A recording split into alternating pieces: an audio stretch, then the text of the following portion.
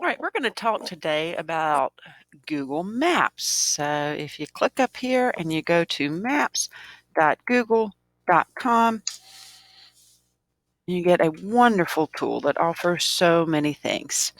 So looking at the task you're going to have to practice with, we're going to mimic it. So if you wanted to search for your favorite restaurant, you could type it up here.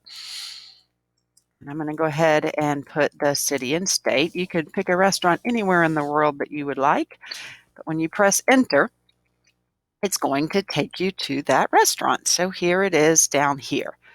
All right. If you want to share that location with someone, you just click share, and then you would copy this link and send it to whomever you would like to share it with. All right. You can also find directions. All right. So if I wanted to get directions to Gilley's, I would just click directions. All right. But I need to pick a starting place. So I'm going to pick from my school.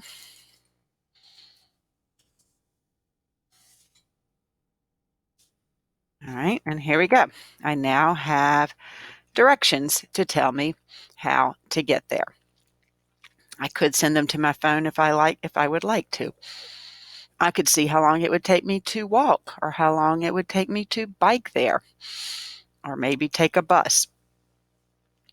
And there's my driving directions. All right. So here's another cool thing. If I want to get to Gilley's and I want to see what that restaurant looks like, I can use something called Street View. So if you see this little guy down here, when you bring him out, he's going to allow me to see things on Street View. So if I come over here and I drag it near Gilley's and drop it, you're going to see the screen change to something called Street View. All right. And now I'm at 360 pictures, or I'm at street level. So I can move it around. I can follow that little arrow and zoom in. So here I am right at the front of Gilley's. And I could turn it around here so I could see if they had outdoor seating and I could see what I wanted to see there. All right.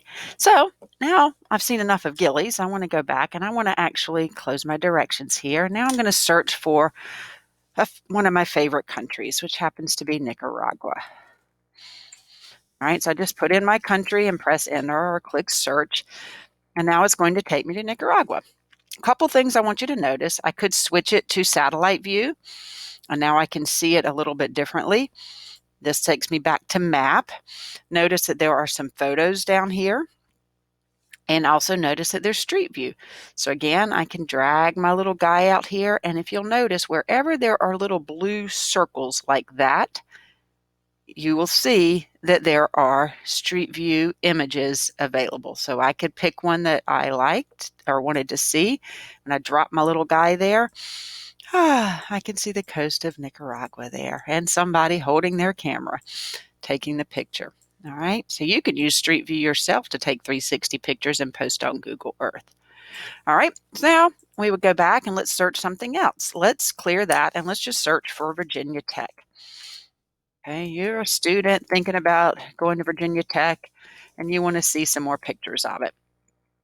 So here I am. Notice all the things down here again. I have photos, so I can scroll down. I even have Street View and 360 here. So I could go about it several ways. I could take this little guy and drop him at all these little individual circles that I see that's available, or drop him back there. I could just click here and see Street View and 360. And then I've got some images down here that I can pick and choose from. So if I wanted to see the inside of what is this, Burrs Hall Squires? I'm not sure what this is. I can zoom around and look at it this way. If I wanted to see inside of a hall or a lecture hall or a theater, I can do that. Maybe I wanted to see the basketball arena. I think that's what you call it.